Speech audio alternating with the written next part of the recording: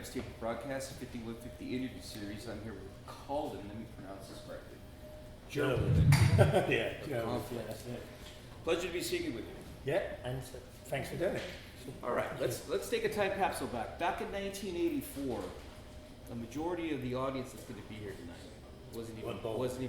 Thanks for reminding me. That makes me feel very old. Well, but, this is where it's going to be an interesting lesson Yeah. for this generation. Back in 1884, the climate in America and in England was extremely, what I would say, conservative in a field of subversive nature.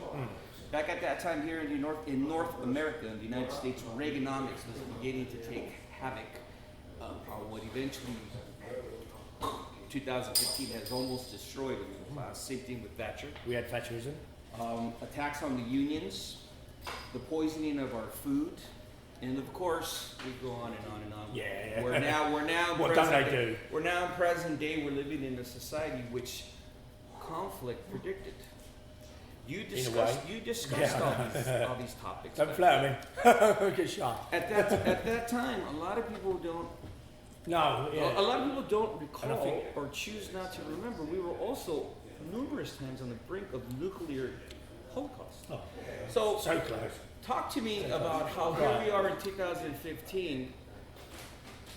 Why are you still here? Is it because you still need to get these messages across, correct? I think there's only one reason that conflict still exists, and that's because of what it's about.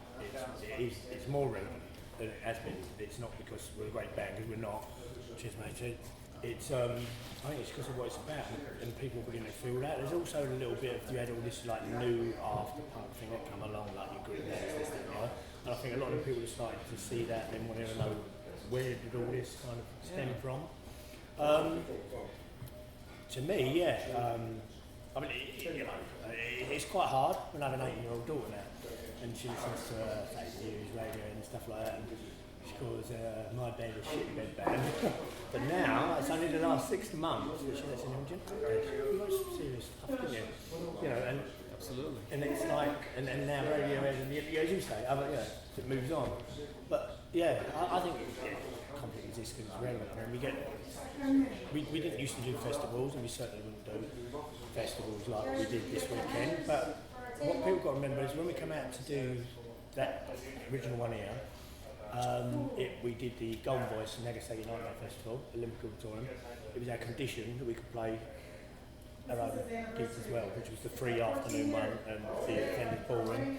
Did exactly the same this time. That's what this is about. You know, we'll never stop supporting that scene. It is our scene. But at the same time, we have to get new people. Last night, people were absolutely blown away with it. It's in a very, very different band to the bands that went on. I'll give you a thumbs up. Rancid wouldn't let us play before them on the Saturday, so we got them for Monday. Just, it gives you a little indication of how it was going to be.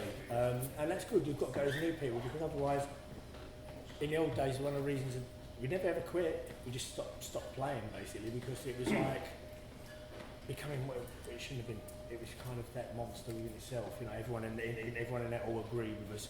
Everyone in that whole 99.9 was there, and it becomes an entertainment thing. You know. Yeah. Anarchist entertainment, if you want to put it that way. So, It's interesting for me because I have witnessed bands like yourself in that era where at the time, even though I wasn't mature enough to understand the concept of it, there was still that education. I look at it somewhat as what happened here in America with the rock and roll revolution of those artists at the time. Yeah. That even though it was entertaining, they were still talking about the tragedies and the hardships of that era. Now, when conflict started off, you inspired, especially here in Southern California, so many bands. When we got here, The Final Conflict. That's what I mean. So it can, I mean, that was one of the most pleasing things about coming here, because obviously, don't get me wrong, I've seen a lot of bands come in and be severely different when they get home. I'm not mentioning any of them, but really either finished or too big for them, does their head in. And I think people were scary of that. I think when you get banned as well, people get very protective of it. Like it's their little fan club. Do you go again? And that's no good. But that's what I was trying to get across. I had this big argument about someone called us, we sold out because we were playing bunk rock bowling.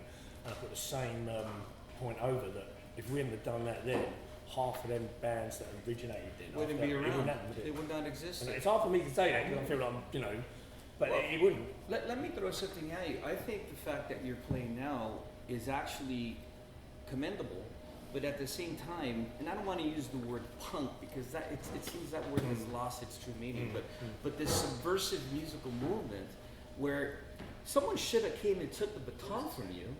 It's like 3 decades later, and yet you're still needed. Do you see what I'm saying? Would you know what? Especially now in the time where we have predators, Well, where yeah. we have the food Yeah. being poisoned. I Yeah. mean, just here, the pollution.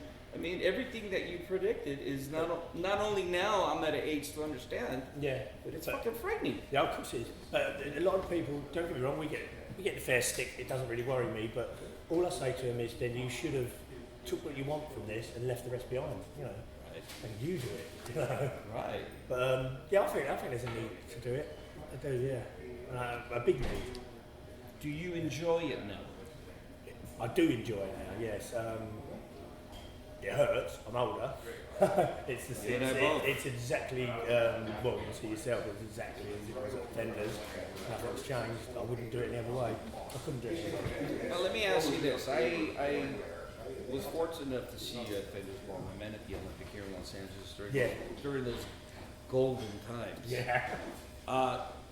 Are you still as subversive as ever? Because I recall very well the beatings that I received from the LAPD at that time because they didn't understand what this whole gathering was. Yeah. But now that we're adults, is it even more frightening for you to perform? Because now there's actual laws here in North America that can lock you away as a subversive. Exactly. Well, we came in, obviously, now fucking we can do it now. We don't come in as a band, because we're not allowed to as a band. So we come in as tourists, and we all come on different planes. Yeah.